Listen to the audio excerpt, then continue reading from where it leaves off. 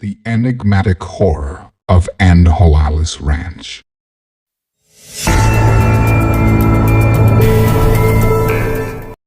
Scary story. The Ranch of the Nahuales. My story lacks an introduction because I'm not clear on exactly how I ended up in such a situation. There's a possible explanation, but I'll tell it when the time is right. I'll start just as I remember it. I opened my eyes, and I was already there. My head didn't hurt. I wasn't dizzy. It was as if I'd been transported while asleep. I didn't know if it was day or night. I just knew I was in a shady and ominous place. I tried to recall and managed to remember something. I was with my girlfriend, Diana, traveling on the road, heading to visit some friends along the Puebla C. Cordoba highway. It seemed like I had no more details, but I made an effort and remembered that someone had been following us. I recalled the bright headlights approaching rapidly, then nothing. I wasn't tied up, thankfully. I must have been inside a closet, perhaps. I pushed the wood in front of me forcefully, and indeed, that was the case. What I found outside was very perplexing. The ground was covered with a kind of membrane made of a slippery plastic material. The lighting was too dim, but enough for me to realize that all the walls in the immense room I was in were made of wood. I walked around, trying to find an exit. It was truly enormous down there. When I approached one of the walls, I noticed that a bit of soil was seeping through the wood. I understood that I must be underground, possibly in a basement. In another corner, I found clothes and bones. I had no idea if they were human or animal bones. All I knew was that they were bitten. Then I heard noises above, a lot of noise, like an animal locked in a cage. But I hoped it wasn't an irrational being causing the commotion. Maybe someone who could help me get out. I walked toward the noise, and a kind of hatch opened violently. Stairs unfolded, and a person fell, hitting the stairs. I think he broke his neck in the fall. I hid a bit because heavy footsteps were approaching. I saw a strange creature descending the stairs. It looked like a bear, but skinny and long. That thing approached the fallen guy, moved him as if checking if he was alive. Seeing no response, it left him and went back up the stairs.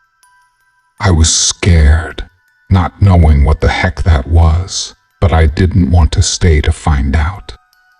Besides, I had to look for Diana. I waited for a moment to make sure that Beast was no longer upstairs. Then, I slowly climbed the stairs. I was in a house. I walked without the slightest idea of where to go, carefully opening every door I found, searching for Diana and the way out.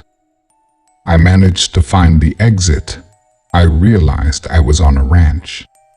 It seemed like a very large and very deserted place. I immediately noticed death everywhere.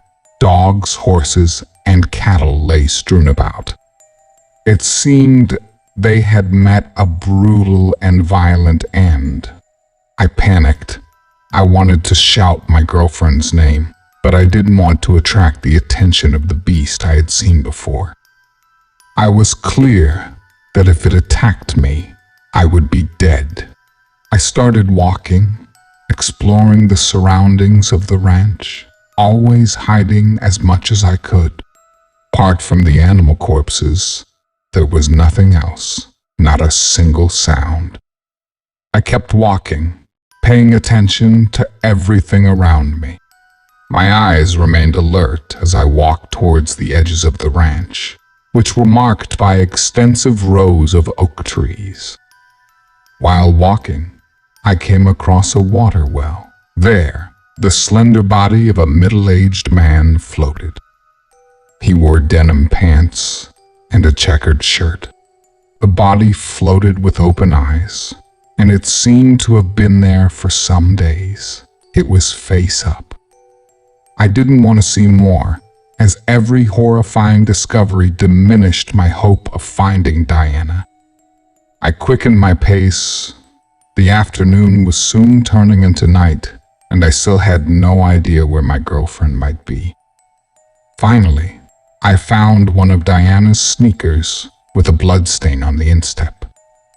I turned in all directions, searching for any other piece of her clothing to determine a possible direction. I found the other sneaker. That was a good sign. Certainly, I had no idea which shoe she had left first and which one later. If I guessed wrong, I could miss the chance to find Diana alive. I decided to trust my intuition and directed my steps toward an open shed, confident that I would find her. Inside the shed was an old truck. Diana was in the trunk with some bruises but unconscious. I breathed a sigh of relief, one less worry. At that moment, I heard a growl. I knew what it was. From the corner of my eye, I saw long, hairy legs, and I immediately crawled under the truck. The creature walked in front of the shed. I could only see its forelegs. It stopped for a moment in front of the truck, but then continued on its way.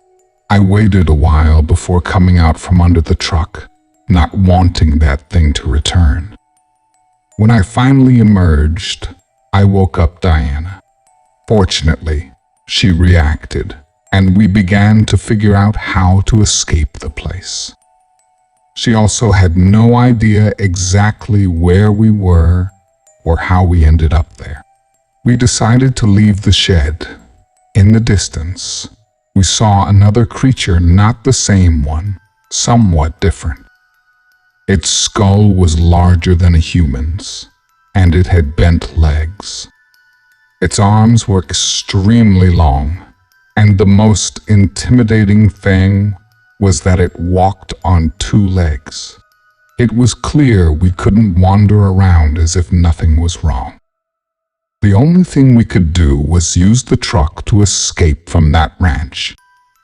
The issue was that we were aware that as soon as the engine started, we would attract the attention of the two creatures, assuming there weren't more of those things. If there were two, there easily could be three.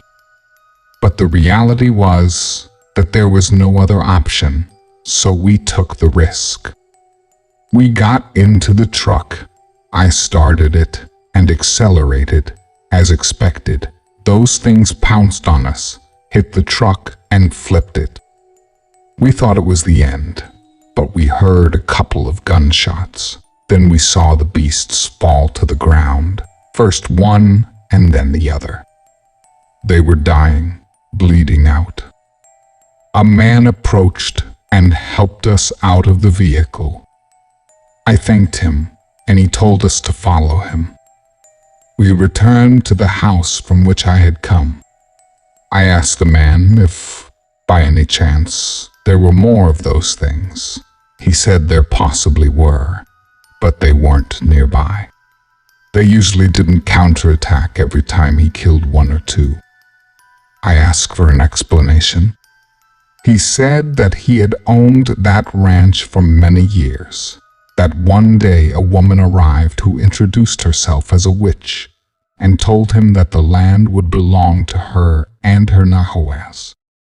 The ranch of the Nahuales. Clearly, the man thought the woman was crazy and completely ignored her. But When one of those things appeared and killed all his workers, he knew it wasn't a joke. He refused to leave his ranch. He lived solely in his room and left the rest of the property for the witch and her Nahuales. Occasionally, when he needed to restock food or water, he would go out armed and kill any creatures he encountered. He told us that it was most likely that we had suffered a car accident, and that's how the witch brought us to the ranch to feed her Nahuales. I mentioned the dead animals and the bones in the basement. He said he had no idea that he never helps the poor innocents who end up on the ranch. He clarified that we were lucky he had gone out to get some food, but now the truck was upside down. The man told me that we needed to flip the truck to see if we could start it because otherwise the three of us would be dead. There was a loud noise outside. The man grabbed his weapon and went out, telling us to stay inside. I peeked through the window.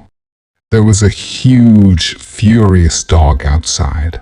I could tell because its fur was bristling. The creature roared and charged at the man. He simply aimed and fired 2 shots, the bullets piercing the chest of the Nahual, killing it instantly. The man yelled at us to come out, telling us we had to leave now because more Nahuals were coming. We didn't even try to flip the truck because it would take too long. The night finally arrived. The 3 of us walked along a winding, rocky, and dusty path. Fortunately, we weren't bothered by any Nahuals. After many hours, we managed to reach the roadside, and a kind person agreed to give us a ride.